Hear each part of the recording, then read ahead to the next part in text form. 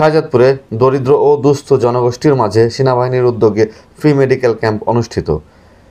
জুলাই বিপ্লবকে সামনে রেখে বাংলাদেশ সেনাবাহিনীর বগুড়া অঞ্চল কর্তৃক রাজশাহী বিভাগের বিভিন্ন জেলায় প্রত্যন্ত এলাকায় সুবিধাবঞ্চিত জনগোষ্ঠীকে চিকিৎসা সেবা প্রদানের অংশ হিসেবে শাহজাদপুরে ফ্রি মেডিকেল ক্যাম্প অনুষ্ঠিত হয়েছে।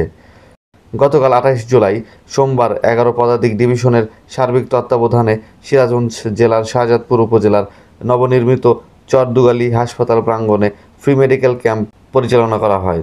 এ সময় স্থানীয় প্রায় 2000 দুস্থ ও দরিদ্র মানুষকে বিনামূল্যে চিকিৎসা সেবা প্রদান সহ ঔষধ বিতরণ করা হয়।